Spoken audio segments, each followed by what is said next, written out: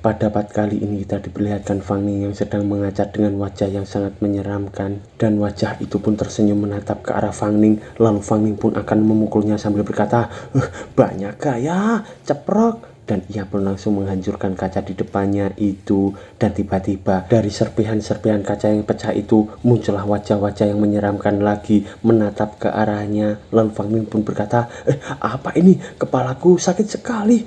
Tidak, ada sesuatu yang tidak beres di kamar mandi.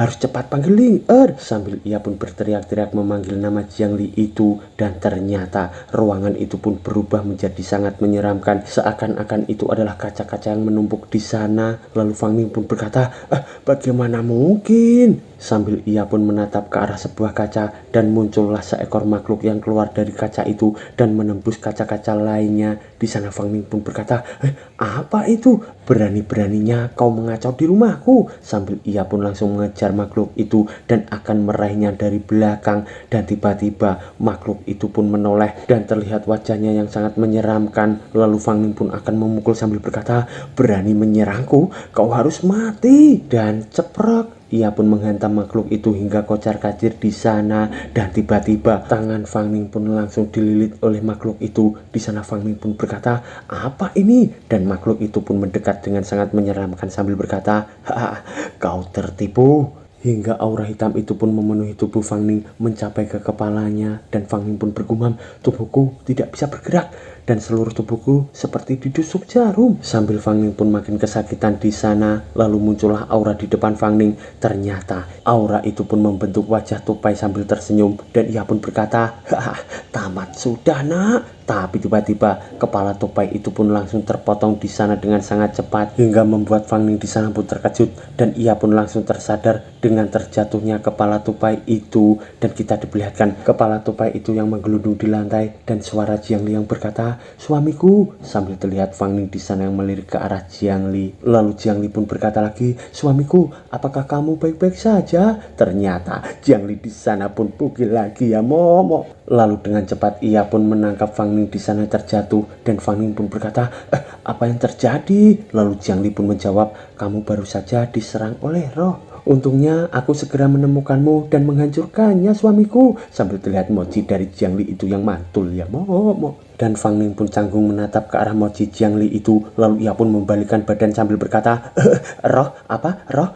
Kau selalu matikan air. Ini harus hemat. Dan Jiang Li pun berkata, iya, dan itu jenis yang ahli dalam serangan mental suamiku. Sambil terlihat Fang Ning di sana yang hanya terdiam. Lalu ia pun menatap ke arah kalung yang berada di kloset itu. Dan Fang Ning pun berkata, sepertinya bukan roh liar. Kenapa menyerangku? Lalu Jiang Li pun menjawab, aku tidak tahu suamiku. Tadi situasinya terlalu mendesak. Aku tidak bisa menahan diri. Aku tidak bisa membiarkan kekuatannya sepenuhnya meringkusmu. Jika tidak, meskipun aku menyelamatkanmu, akan menyebabkan kerusakan otak yang tidak bisa disembuhkan.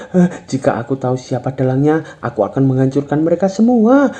Berani menyakiti suamiku, aku tidak akan membiarkan satupun lolos. Sambil ia pun marah-marah memperlihatkan bebannya di sana. Dan kita diperlihatkan Fang Ning yang menatap ke arah kalung itu dan ia pun bergumam, sepertinya aku diincar oleh beberapa orang tak dikenal. Lalu ia pun berkata, ngomong-ngomong, aku baik-baik saja. Kamu kembali dulu dan pakai baju ya, biar aku yang bereskan di sini. Dan Jiang Li pun pergi dari sana sambil berkata, baiklah suamiku. Dan kita diperlihatkan Fang Ning yang membersihkan dan menyapu di sana sambil bergumam, jika tadi Li Er tidak segera menyelamatkanku dan tidak bertindak dengan cepat, mungkin aku sudah mati tanpa suara di sini. Setelah mengalahkan roh bayi dan Jiang Cheng dan membangkitkan teknik roh, sepertinya aku jadi agak sombong. Berpikir aku sudah menjadi Superman kali, yang bisa menghadapi segalanya. Sekarang terasa lucu, hanya memikirkan ketenaran, uang, tidak sadar bahaya juga mendekat. Teknik roh juga bisa saling mengalahkan. Teknik 1000 Year Dream hanya efektif dalam pertarungan langsung, tapi jika bertemu ilusi atau roh pengendali mental, itu semua tidak ada gunanya. Jadi siapa musuhnya? Apa karena kita membunuh roh bayi? Atau dalam dibalik kematian Jiang Chen ada di EDH Yuan? Mungkin saja sekarang musuh bersembunyi, serangan berikutnya akan semakin kuat. Aku tidak bisa diam saja. Sambil Jiang Li pun berada di belakangnya menggunakan baju merah lagi. Lalu Jiang Li pun berkata, sayang, aku sudah ganti baju. Sambil Fang Ning itu pun melirik ke arah belakang. Ternyata Jiang Li pun menggunakan jaket dari Fang Ning dengan sangat montok ya mok. Dan Jiang Li pun berkata, bajunya aroma suamiku. Dan Fang Ning pun marah sambil berkata, jaketku, cepat lepas jaketku. Dan Jiang Li pun lari sambil berkata, tidak mau. Sambil ia pun menjatuhkan sesuatu di sana. Ternyata Fang Ning pun mengambil sesuatu itu yang berupa kartu nama dari petugas Zhang. Dan beberapa saat kemudian kita diperlihatkan seseorang wanita berkacamata di sana yang muntah darah. Lalu terdapat seseorang laki-laki di sana yang berkata, hei, bagaimana? Mereka sudah ketemu? Dan wanita itu pun menjawab, tupai bayanganku dihancurkan. Ternyata itu adalah anak buah dari si Chang Baido. Dan anak buahnya pun berkata, apa? Tupai bayanganmu bukannya roh tingkat 4 dan ahli serangan mental. Bahkan Soul Hunter tingkat 5 pun bisa mati diserangnya. Di sana gadis itu pun menjawab, aku bisa merasakan tadi hampir saja aku menghabisi Soul Hunter itu. Tapi tiba-tiba ada kekuatan sangat menakutkan langsung menghabisi tupai bayanganku. Sambil ia pun membayangkan sosok dari Jiang Li itu. Lalu Chang Baido pun mendekat ke arah gadis itu. Dan gadis itu pun gemetar sambil berkata, Tuan Chang, aku sudah berusaha. Tolong bicarakan pada dokter. Tolonglah Tuan. Dan Chang Baido itu pun mendekat sambil berkata, aku tahu kau sudah berusaha. Tapi si Jiang Chen yang jadi pusat formasi dihancurkan. Dan eksperimen penting telah diambil. Kerugian besar ini harus ada yang bertanggung jawab. Sambil terlihat dari bayangannya, wajah Chang Baido itu pun sangat menyeramkan, lalu menggigit kepala dari gadis itu. Dan di sana Chang Baido pun berkata lagi, dan tanpa tupai bayangan, kau tidak berguna. Sambil terlihat gadis itu yang mokat di sana, dan Chang Baido pun berkata, kau tahu, organisasi tidak memelihara orang yang tidak berguna. Jangan salahkan aku. Lalu anak buahnya pun berkata, aneh, Jiang Chen sudah bersembunyi di sini hampir 10 tahun. Tapi kenapa tiba-tiba ada Soul Hunter menyerangnya dan lagi mengambil eksperimen penting kita? Apakah rencana kita bocor? Lalu Chang Baido pun berkata, ini tidak bisa diabaikan. Segera laporkan ke organisasi, waspadai Soul Hunter karena bisa merusak rencana yang lain. Dan identitas Soul Hunter itu harus diselidiki. Aku bersumpah, aku akan menemukanmu. Kerugian kita akan dibayar dengan nyawamu. Sambil mereka pun pergi dari sana. Lalu beberapa saat kemudian kita diperlihatkan di esok harinya terdapat sebuah kedai di sana. Ternyata di dalamnya terdapat petugas Zhang. Lalu tiba-tiba seseorang pun datang menemuinya. Ternyata itu adalah Fang Ning. Lalu petugas Zhang pun berkata, hei Fang Ning, di sini. Lalu Fang Ning pun berkata, petugas Zhang, lihat ini. Sambil ia pun memberikan kalung tupai yang dikalahkan oleh Jiang Li itu. Dan petugas Zhang pun berkata, kau meneleponku hanya untuk melihat ini. Sambil ia pun langsung terkejut menatap ke arah kalung itu. Dan ia pun bergumam, ini Yuan Shang. Lalu Fang Ning pun berkata, apa? Yuan Shang? Apa itu? Lalu petugas Zhang pun berkata lagi, dari mana kau mendapatkan benda ini? Dan Fang Ning pun menjawab, tadi malam roh jelek mirip tupai keluar dari cermin di kamar mandi. Dan roh itu menyerangku dan aku berhasil membunuhnya. Setelah tubuhnya hilang, hanya lencana ini yang tersisa. Sambil petugas Zhang itu pun terkejut dan ia pun berkata, kamu sudah membangkitkan kekuatan spiritualmu kan? Baru saja terbangkitkan. Jika tidak mungkin kau bisa menghabisi tupai itu. Tapi kau tidak tahu tentang Yuan Shang. Di sana Fang Ning pun mengangguk-ngangguk. Lalu petugas Zhang pun berkata lagi, kamu beruntung bisa selamat dari serangan mereka. Setelah kebangkitan, kamu pasti sadar dunia ini tidak sesederhana yang kau lihat sebelumnya. Ada makhluk seperti hantu atau roh di dunia ini. Mereka secara alami menggunakan kekuatan roh. Kita sebut mereka roh. Orang biasa umumnya tidak bisa merasakan mereka, tapi bisa dipengaruhi atau disakiti oleh mereka. Kekuatan dalam tubuh manusia adalah kekuatan spiritual, tapi umumnya sangat lemah, hampir tidak terlihat. Namun ada sebagian kecil orang entah kenapa memiliki kekuatan spiritual besar. Kekuatan besar ini memberi mereka berbagai kemampuan aneh. Orang-orang ini disebut pengguna kemampuan. Sebagian besar pengguna kemampuan sejak lahir memiliki kekuatan spiritual berbeda, yaitu terbangkitkan sejak lahir. Sedangkan seperti kamu yang terbangkitkan kemudian hanya memiliki 10% dari semua pengguna kemampuan. Manusia dan roh dibagi menjadi 8 tingkat berdasarkan ukuran kolam energi. manusia adalah pengguna kemampuan tingkat 18, sedangkan roh setelah melewati tingkat 6 akan menguasai teknik tekanan khusus, dapat menekan dan mengendalikan roh tingkat rendah. Pembagian tingkatnya sedikit berbeda dengan manusia. Tingkat roh terdiri dari 16 tingkat dan 2 tingkat khusus, yaitu Soul General dan Soul King. Lalu Fang Ning pun berkata, namun dengan populasi besar, jumlah pengguna kemampuan seharusnya cukup banyak kan? Tapi kenapa aku tidak pernah dengar tentang mereka? Lalu petugas Zhang pun menjawab, karena negara kita tidak ingin menimbulkan kepanikan di kalangan orang biasa dan permusuhan terhadap pengguna kemampuan. Menggunakan teknik roh khusus, mengubah atau menghapus ingatan mereka, membuat dunia pengguna kemampuan dan monster tidak diketahui oleh orang biasa. Negara sudah menguasai cara dan metode untuk mendeteksi semua bayi yang baru lahir. Semua pengguna kemampuan sejak lahir, setelah lahir, akan ditandai dan dicatat oleh pemerintah. Kami akan menghubungi mereka saat mereka berusia 16 tahun, mengundang mereka untuk bergabung dengan organisasi pengguna kemampuan resmi Soul Hunter. Lalu Fang Ning pun bertanya lagi, bagaimana jika mereka tidak mau bergabung? Dan petugas Zhang pun menjawab, menyegel kemampuan, mengubah ingatan, membiarkan mereka kembali ke kehidupan normal. Sedangkan anak-anak yang setuju setelah pelatihan 3 hingga 5 tahun akan dikirim ke seluruh negeri, membantu pemerintah menangani beberapa kejadian supranatural. Dan sebagian besar kejadian supranatural ini adalah roh yang lahir dari dendam. Tentu saja ada juga beberapa monster dengan kemampuan khusus, seringkali penuh dengan ketidakpastian dan berbagai bahaya. Lalu Fang Ning pun berkata, jadi Soul Hunter resmi tersebar di seluruh negeri ya? Jumlahnya seharusnya tidak sedikit kan? Tapi kenapa aku tidak pernah melihat Soul Hunter menangani kejadian supranatural yang aku temui baru-baru ini? Lalu petugas Zhang pun menjawab, karena dalam beberapa tahun terakhir, entah kenapa kejadian supranatural semakin sering terjadi. Dalam proses penanganan, banyak Soul Hunter terluka atau mati. Ditambah lagi dengan kejadian besar 40 tahun yang lalu menyebabkan kekurangan Soul Hunter yang parah. Di sini kita harus membicarakan tentang sekelompok orang yang lebih berbahaya daripada roh dan monster. Lalu Fang Ning pun bertanya lagi, apa sekelompok orang? Dan petugas Zhang pun menjawab, benar, orang. Selain pengguna kemampuan yang terbangkitkan sejak lahir, ada 10% yang terbangkitkan kemudian seperti kamu. Kecuali mereka menunjukkan kemampuan mereka secara sukarela, kita sangat sulit untuk mendeteksi dan menemukan mereka. Sambil ia pun membayangkan beberapa orang di sana, dan seseorang pun berkata, wow, lihat, orang itu jelek sekali. Dan gadis itu pun berkata, aku merasa dia mirip anjing.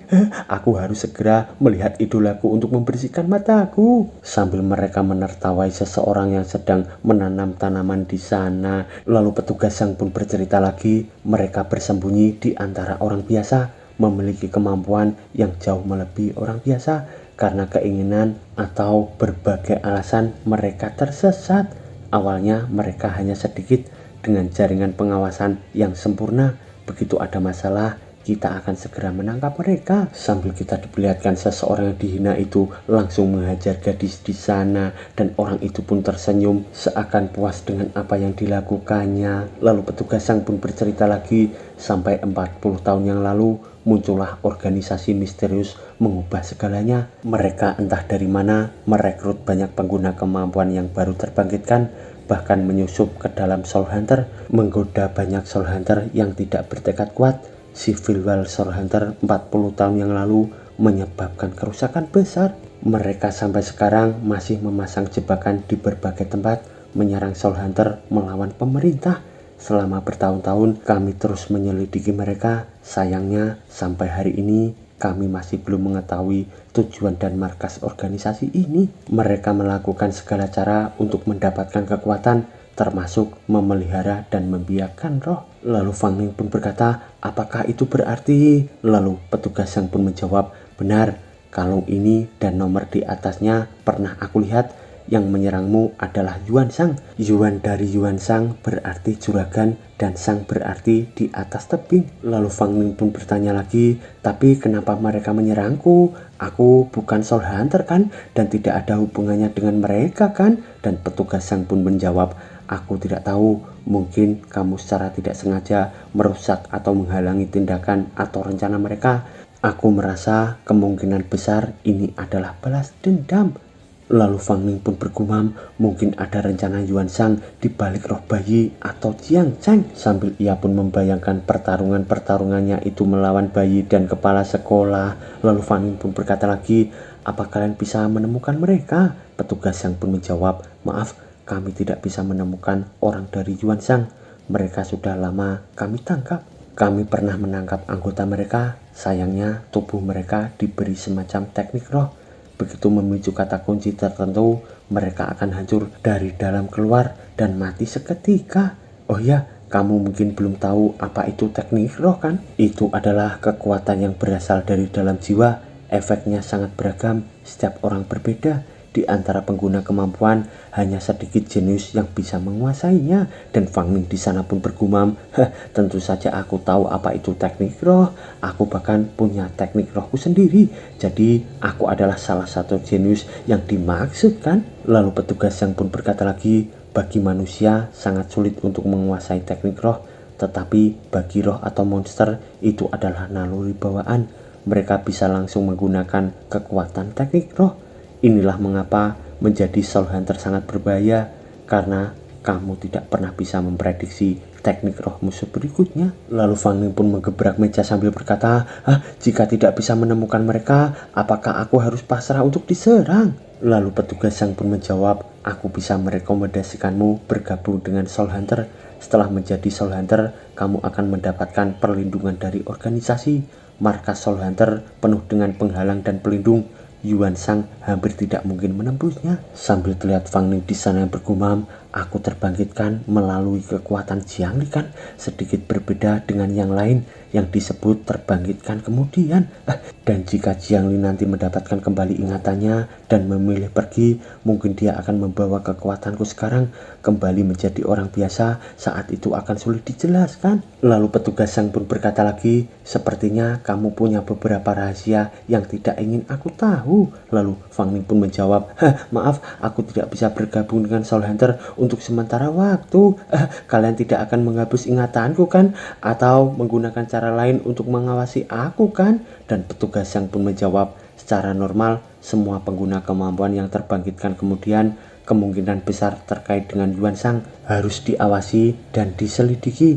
Tapi aku tidak percaya pada penglihatanku. Dan aku ingat terakhir kali kita bertemu, kamu sedang mengejar hantu yang menyakiti orang-orang dan menyelamatkan seseorang. Sambil ia pun memberikan sebuah kartu di sana, dan Fang Ning pun menerima kartu itu sambil berkata, ini. Lalu petugas yang pun menjawab, kartu ini adalah identitas anggota luar Soul Hunter setelah Civil War Soul Hunter 40 tahun yang lalu digunakan untuk menambah anggota baru.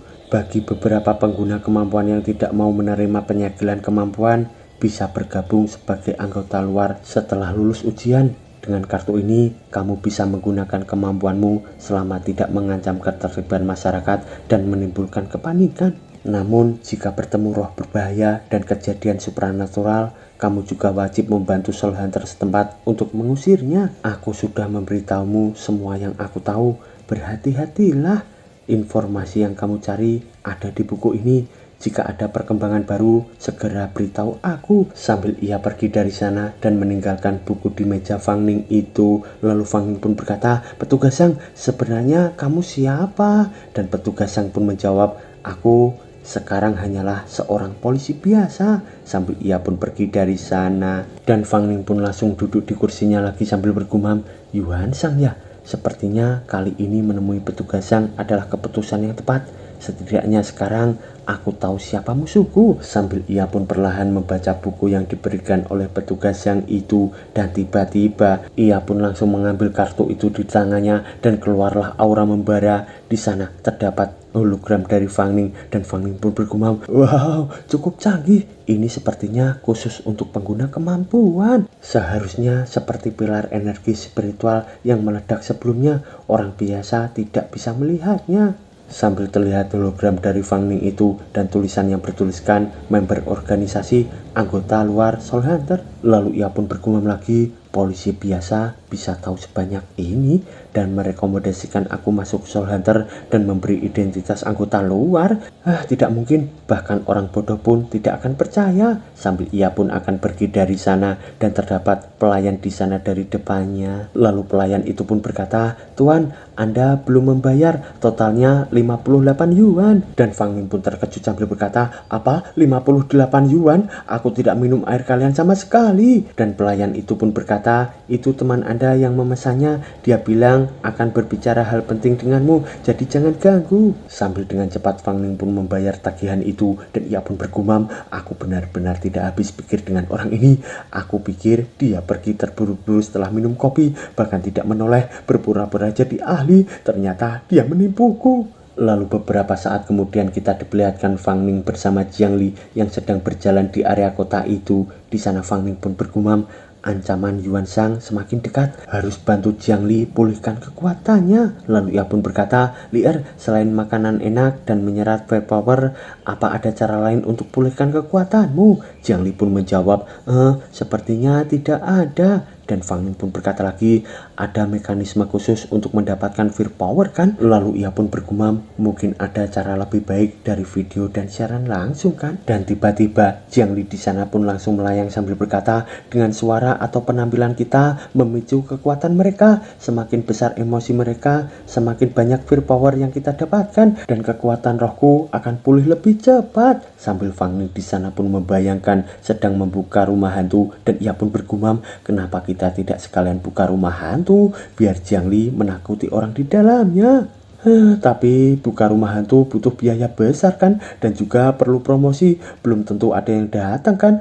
Tidak, kita bicarakan nanti saja." Dan tiba-tiba terdapat seseorang dari belakang yang menuju ke arah mereka. Ternyata orang itu pun menabrak Fang Ning hingga ia pun terjatuh di sana. Dan Fang Ning pun berkata, "Apakah kamu baik-baik saja?" Ternyata itu adalah seseorang yang pernah diselamatkan oleh Fang Ning. Dan orang itu pun berkata, "Penyelamat, itu kamu?" Lalu Fang Ning pun terkejut juga sambil berkata, "Itu kamu?" Lalu orang itu pun berkata, "Penyelamatku, tidak disangka kita bisa bertemu lagi. Namaku Zhou Tianhua. Minggu lalu di gang belakang bar. Kalau bukan karena kamu, aku mungkin sudah mati." Lalu Fang Ning pun bergumam, "Ternyata kamu." Dan orang itu pun berkata lagi, "Bolehkah aku tahu siapa namamu?" Lalu Fang Ning pun menjawab, "Aku Fang Ning. Bagaimana keadaanmu sekarang? Kenapa kamu terburu-buru? Apa ada urusan mendesak?" Lalu Tianhua pun menjawab, "Panjang ceritanya. Di dekat sini ada kafe yang bagus. Kebetulan aku ada hal yang ingin dibicarakan. Mari kita duduk dan bicara. Kali ini aku yang akan traktir." Lalu beberapa saat kemudian kita kembali di bar tadi. Ternyata mereka berdua pun berada di bar itu lagi. Dan Tiansu pun berkata, "Mau minum apa? Silahkan pesan." Lalu Fang Ning pun menjawab, "Apa saja, sama seperti yang kau pesan." Dan ia pun bergumam, "Wah, kebetulan sekali, lagi-lagi kafe ini. Aku baru saja keluar dari kafe ini kan." Dan Tiansu pun berkata, "Pelayan, 3 cangkir cold brew malt barley, terima kasih ya." Dan pelayan itu pun berkata, "Baiklah, tunggu sebentar."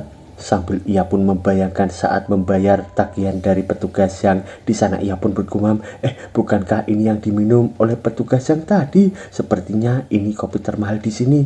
Langsung pesan 3 cangkir. Wah, dia luar biasa." Lalu Tianxu pun berkata, "Terakhir kali aku pingsan saat sadar di rumah sakit. Polisi bilang kamu sudah pergi. Aku belum sempat mengucapkan terima kasih." Dan Fang Ning pun berkata, "Hanya bantuan kecil. Ngomong-ngomong, kamu tadi bilang ada sesuatu yang ingin dibicarakan kan?" Dan Tianxu pun menjawab, "Sebenarnya aku kesini mencari ahli pengusir setan. Tidak disangka bertemu denganmu. Kamu ahli dalam hal ini kan, mungkin bisa memberi saran." Dan Fang Ning pun berkata, "Mencari ahli pengusir setan? Bayi roh yang terakhir kali sudah diselesaikan kan? Jangan-jangan kamu mengalami kejadian supranatural lagi?" Sambil terlihat Fang Ning itu yang menatap ke arah Tianxu itu. Dan Tianxu pun berkata, "Benar, kali ini terjadi di perusahaanku." Dan Fang Ning pun berkata, "Ceritakan detailnya, mungkin aku bisa membantu." Sambil kita diperlihatkan Tianxu itu yang sangat bersemangat dan ia pun berkata, "Benarkah? Terima kasih Fang Ning." Sambil terlihat pelayan itu yang terkejut juga hingga akan menumpahkan kopinya itu. Dan Tianxu pun berkata,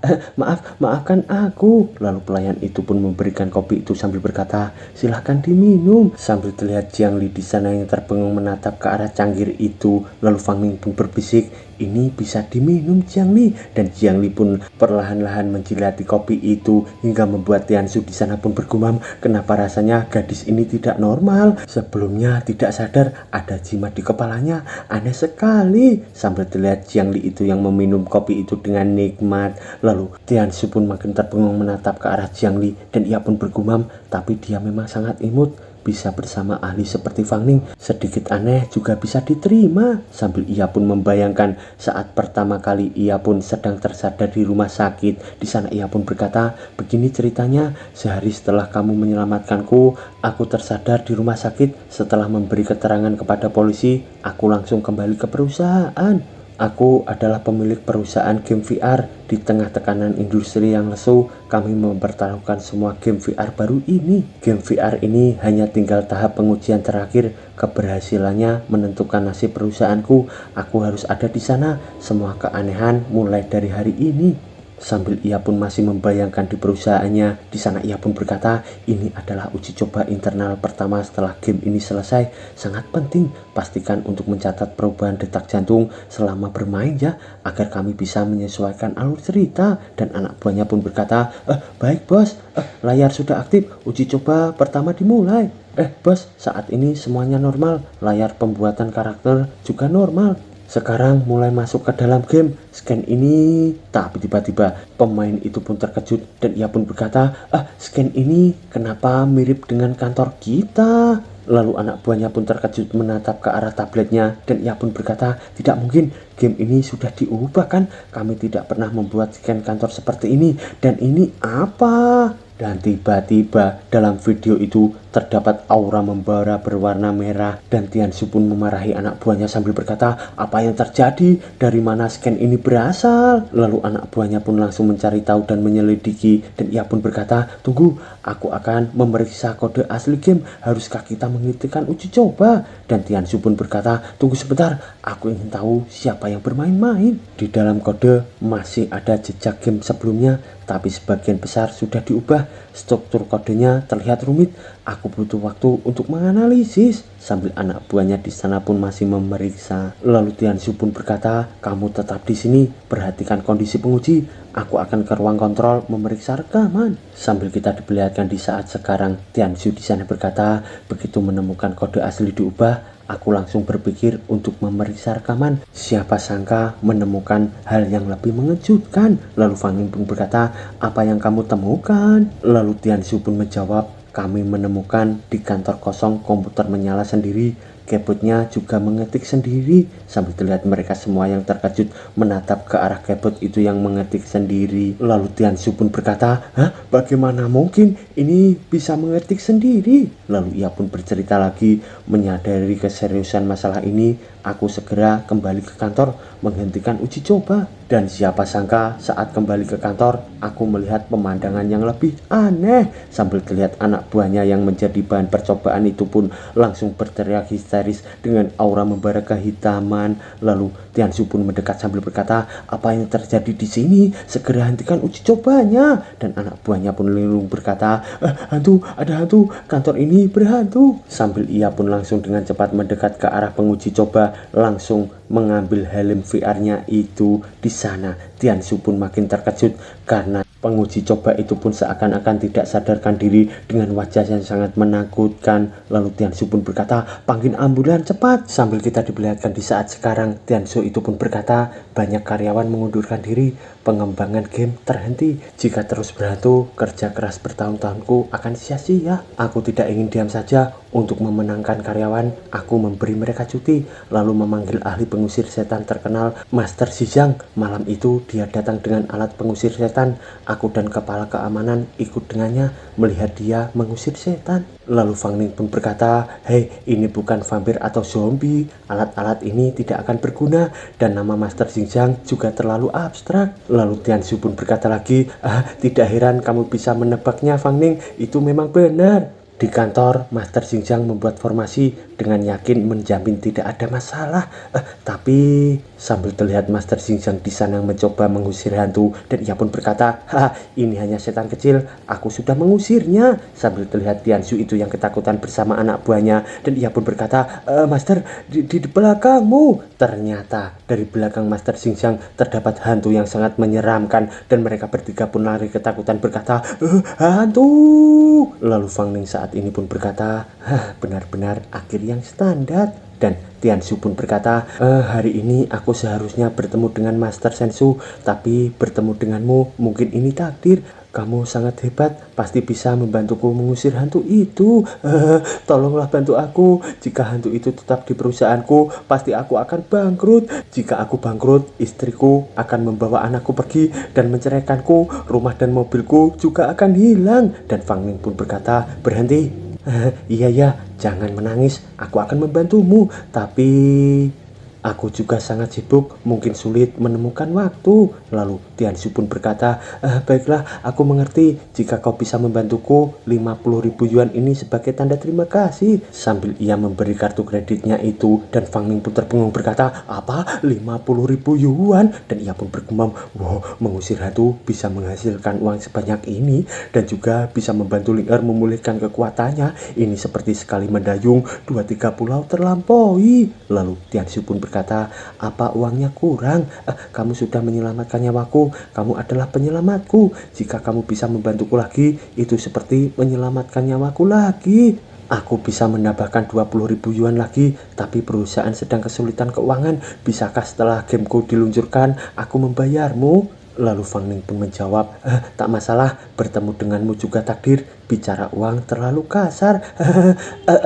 Karena kamu sangat tulus dan mendesak, malam ini saja kita bertukar kontak, kirim alamat perusahaanmu dan juga kode keamanan kantormu. Jangan lupa ya.